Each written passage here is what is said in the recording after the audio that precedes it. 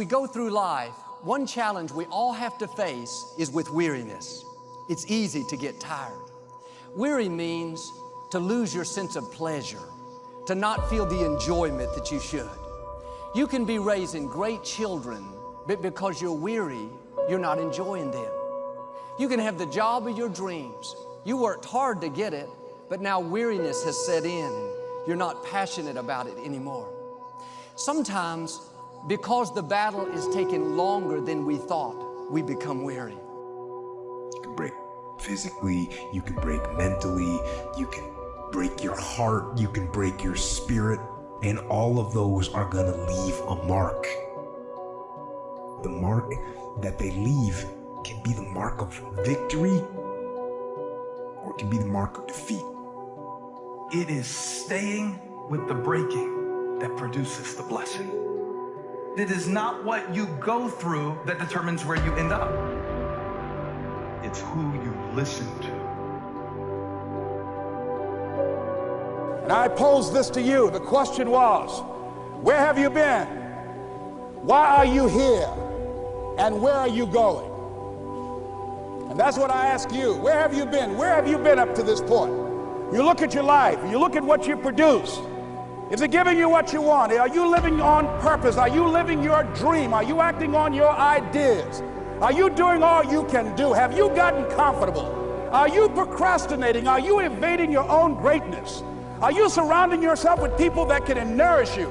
Are you challenging yourself? Are you experimenting? Are you learning something different? Is your life an adventure or is it boring? Imagine if you got what you want every time. No struggle. No hard work, no challenges, no hard work required. Some of you are saying that would be great. You would be weak. And then when something hard comes up in your life, you wouldn't know how to handle it because you have never gone through anything that strengthens you. You cannot grow without struggle. You cannot develop strength without resistance, without challenging yourself, without struggle. Think about your own life. I know there have been areas in your life where some point in time you just shifted and you raised the standard and your life changed.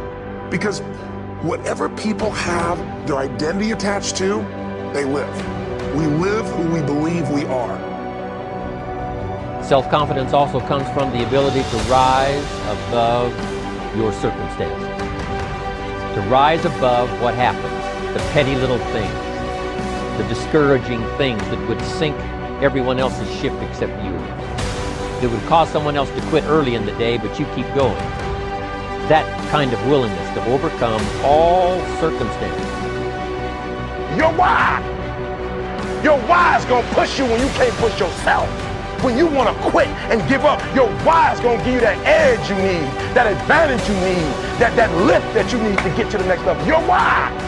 If you want to begin to make this stuff happen for you, I think that it's very important that you start trusting yourself. Listen to yourself. Listen to that still small voice within you. What is important is that you don't let yourself down. Have inner integrity. If you tell yourself you will do something, do it. If you try and fail, try again. Yes, we're tired. Yes, we're hungry. Yes, the mind is saying give up. Yes, it's saying quit. But we cannot quit because we realize we have not reached the goal yet.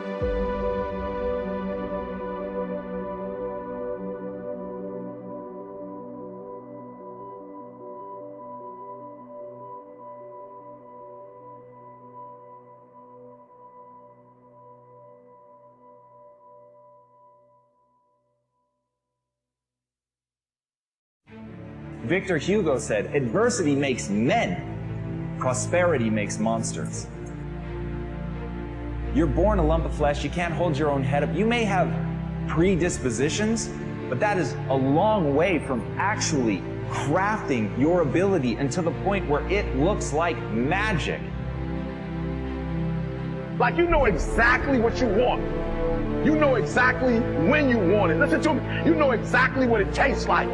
You know what it looks like. You know what it smells like. Before you really blow up, and you get success, you literally have it in the palm of your hand without having it. You need failure in order to succeed. And that's the beauty. That's the beautiful thing about being a human. We are so plastic and we can change so dramatically. We are so good at adapting that we forget that's literally what we do. At the end of your feelings is nothing. But at the end of every principle is a promise. The first level to success in life, listen to me, the very first level is you seeing it. Like it's clear to you. Like you know exactly what you want. With nothing else changing around you, nothing but you deciding that you're going to focus on the things you're grateful for. The people that are going to make it in the future, the people that are making it today, let me share something with you. History is being read, but it's also being written by people with imagination.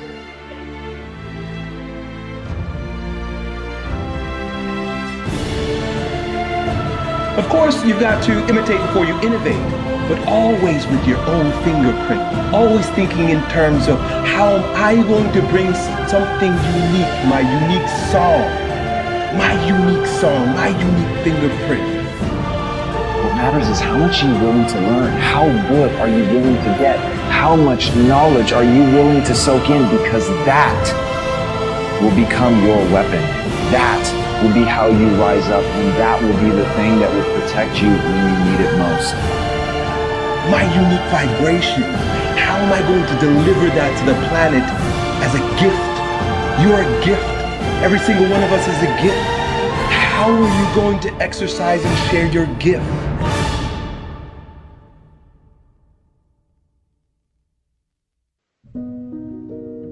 Effort has to be incisive in the sense, it should be focused, calibrated. Simply if you make effort, it's foolish effort, isn't it? Just labor is not going to get you somewhere.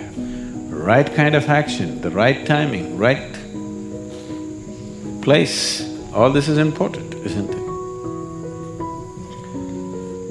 So, for all these things to happen, you need perception and intelligence. So that's all you must do in your life.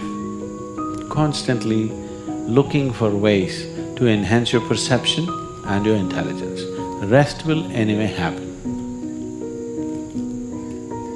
This is one thing that unfortunately humanity is not doing. They're trying to become capable of something. Do not try to become capable of something. Just enhance your perception and intelligence.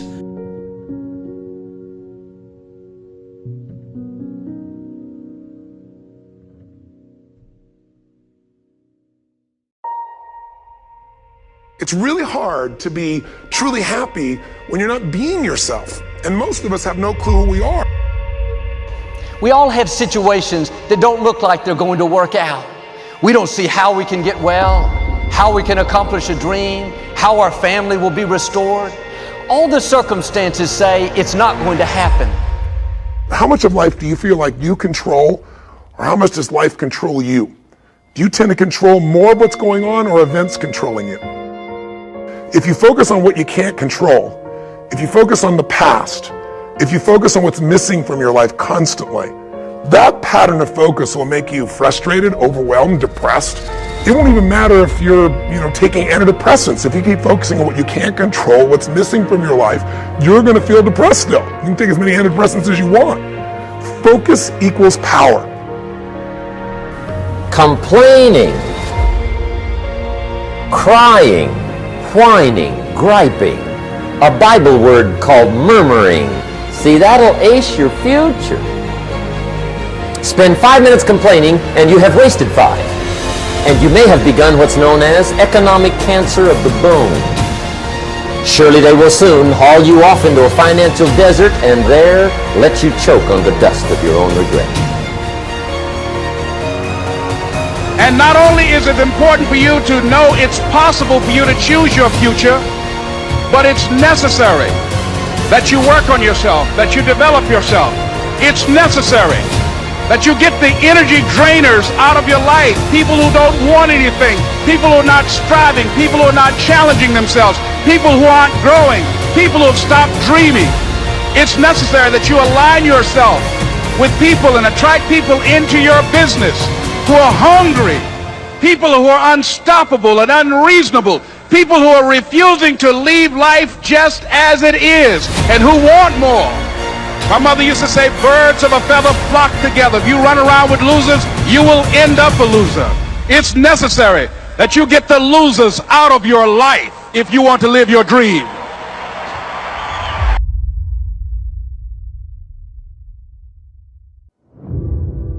The challenge of life, I have found, is to build a resume that doesn't simply tell a story about what you want to be, but it's a story about who you want to be.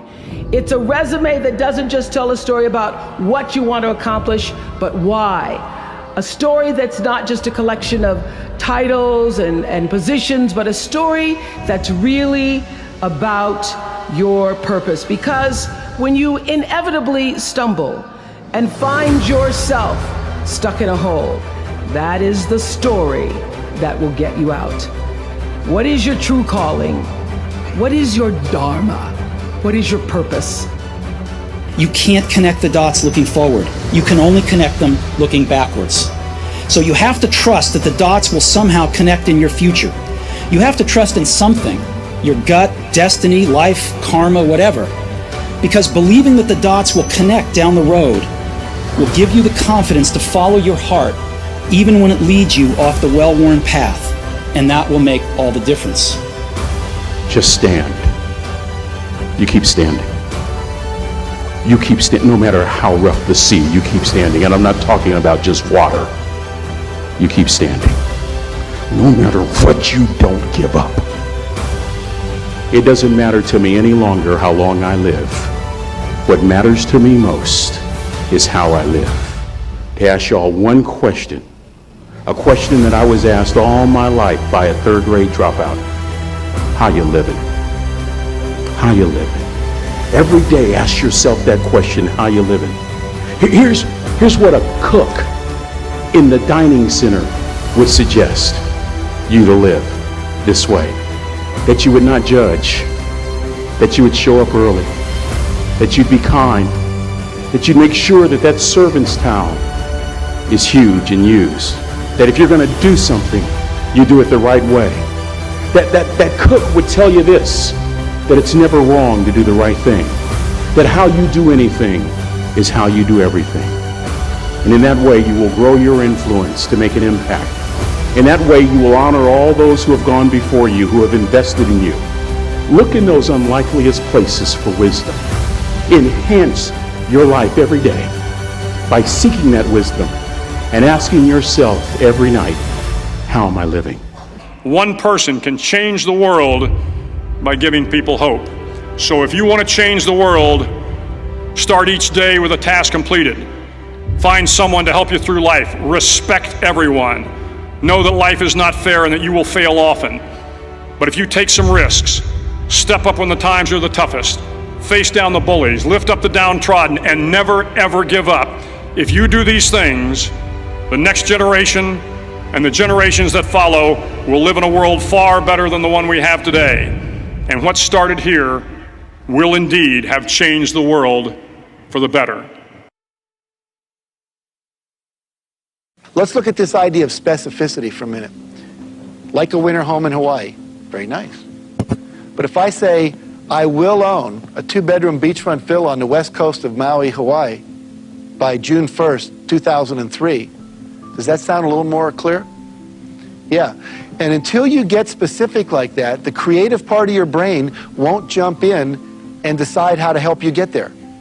And that's why a lot of people never get their dreams, because they don't make them specific enough. You got to get real nitty-gritty. Break it down. How much by when? I want a better relationship with my husband. Well, what does that mean? But if I say I want to spend an hour a week sitting opposite my husband talking about real things that matter,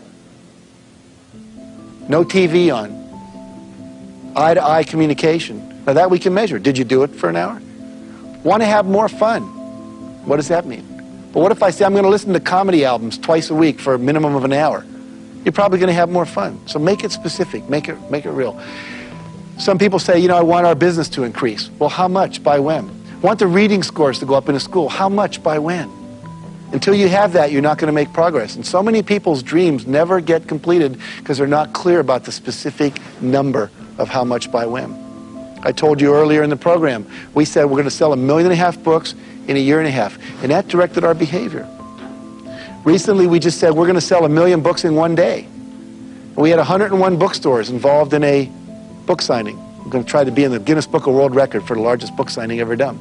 Now, I don't think we sold 1 million books. Maybe we sold a couple 100,000. But by holding that question and trying to figure out how to do it, it moved us toward that goal. Now, maybe it'll take us 2 years to figure out how to sell 1 million books in one day, but it gets the thinking to expand out into that arena. Is this making sense? Okay, so you want to have those goals. Now, the other thing you want to do is break your goals down. Many of you have big goals. End hunger in the world. That's a pretty big goal. You know, have world peace. Achieve a certain level of spiritual oneness with God or life. Big goals. When you first look at it, it's kind of overwhelming. But what if we were to break that down into little steps?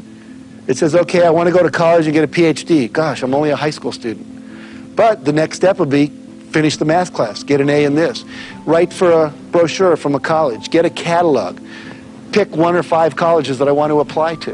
You know, just keep breaking it down to little steps and then figure out how to get all those steps done and put a date by each step and then start doing the plan. Someone said if you fail to plan, you're planning to fail. Does that make sense? Yeah, absolutely. One of my friends said, success by the yard is hard, by the inch it's a cinch. So we just break it down into small pieces. I was reading the Guinness Book of World Records because we were thinking about being in there, and this guy set a goal to eat an entire bicycle, tires and all. Now, how do you do that, right? Well, it took him 17 days. But what he did is he kept cutting the bicycle up and then melting it down into little swallowable pieces, and he ate them. I don't know how much stayed in, but he ate them, right? But the point being, anything can be done if you break it down small enough. Make sense? So don't let the bigness of a goal overwhelm you. I don't know if you'd agree with me on this, but in many ways, one of the key factors to legendary success isn't your natural ability. It's not whether you have the right product. It's not whether you're in the right field. It's not whether you've had a blessed background. It's not whether you have the right IQ. I want you to really think about and deconstruct and play with, maybe later tonight in your journal. I want you to deconstruct this idea of confidence. And it seems like a very simple word, but just think about it in your own life. When you have confidence, or we could even call it fire, when you have that fire within you, that confidence, that interior bravery, you almost have this power to do whatever it takes to get your brave vision done. You see, in this world, it's not about, in many ways, your strategy in your business or your ability in your life. It's about this thing called confidence. And we have all had these times in our lives when we are full of confidence. And what other people see as a problem, we simply do see as an opportunity. Other people see it as a stumbling block or a wall, and we see it as a stepping stone or this solution. And so confidence is something that you really want to wire in. Confidence is something you really want to develop. Confidence is a practice. Confidence is a muscle. And like any muscle, the more you focus on it and practice it and train it, the stronger your confidence is going to grow. And I just have to say it again. When you are at a place in your life when there is an ongoing, steady stream of confidence moving through your mindset, moving through your heart set, you do the heroic in your business and you achieve the remarkable in your life. LeBron shows up. This dude comes in 15 minutes before practice, and LeBron gives him that look like, hey dude, what's going on here? He's like, what do you mean I'm 15 minutes early? He's like, should have been here an hour ago. And when he says that to this dude, the guy knows LeBron's been there for 2 hours. So all I ask you to do, like, here's a guy, probably the best that's ever walked out on a basketball court. short of Michael Jordan. But both of them had one thing in common. They worked, okay? It wasn't about just their talent. It was about their work ethic. People knew them for their work ethic. So just ask yourself this week, do people know you for your work ethic? Are people like, man, you work hard? Are people actually commenting about you showing up early and staying late? Because if they're not, then you're just blending in with everybody else's work ethic. At the end of the day, talent will not win the game. It is work ethic that will win the game. So when I saw this, I'm like, here's a guy, top of his game, got all the money you could possibly, he could never spend all his money. Impossible. He'll be a billionaire, okay? And he's showing up 2 hours early to make sure he plays the game, to make sure he's in physical condition, to make sure that he can stay in the game long past it. He doesn't even need it. He's got all his rings. I got to tell you, I was so inspired by it because I got a bunch of partners. I got guys that I do business with. I got one of them in particular that I'm having some problems with. He told me, man, if I had your money, dude, I would retire. He said it to me over and over, and I hadn't been listening to it enough to understand. He wants to go lay down, okay? You cannot run, what's that thing called you did? You can't do an Ironman with that attitude. Don't know why you'd want to do an Ironman, but I tell you what, if you could do an Ironman and then take that and add it to your career, to the longevity of your career, you know, because look, it's going to be 5 years from now, 10 years from now, it's going to be 20 years. You're going to look back and say, and the marketplace is going to reward whatever you do every day. It's easy to discard, say, 10 terrible ideas and go after the one good idea. But when you start to get a little bit of momentum, you can drown yourself in good opportunities that aren't great opportunities. And if you scatter your focus, you try to do 17 different product lines, you can kill your business really easily, particularly when you have a small team. So I think asking yourself repeatedly, what is the one project, the one initiative, the one campaign that, if successful, will render the rest of these things either unnecessary or much, much easier? What is that one step? And you know, I've called it this lead domino before, but what is the one thing on this list of 7 different campaigns that will make all the other ones irrelevant or much easier? How do you, I mean, that's a tough answer, isn't it? Because they all sound good.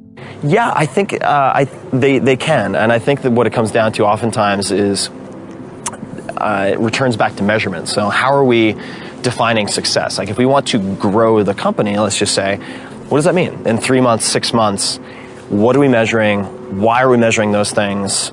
And you know, what is a sort of a comfort goal? Meaning like, okay, we think we can easily hit this number. What is a stretch and what is like, hallelujah, we threaded the needle. And then come up with a really concrete number to tackle. And once you have that number, then you can look at those 5 and say, all right, which of those are going to serve us right now? And I'm dealing with that increasingly so because I have all these different branches of content and activities and angel investing and so on. It's very easy for me to get scattered. It's never been easier. So I have to continually ask that type of question. What's your main focus now? If you had to boil it down to one? My main focus right now is building my podcast, Tim Ferriss Show, up to a point where it's consistently in the top 10 to 15 on iTunes so that I can establish a presence and name recognition in Hollywood and entertainment, which I can leverage then for the TV show and film projects that I'll be expanding into in the next 3 to 9 months. And specifically what that means is targeted advertising for the podcast, specifically towards people who are producers, agents, actors, directors in Hollywood and New York City. All of that can be quantified.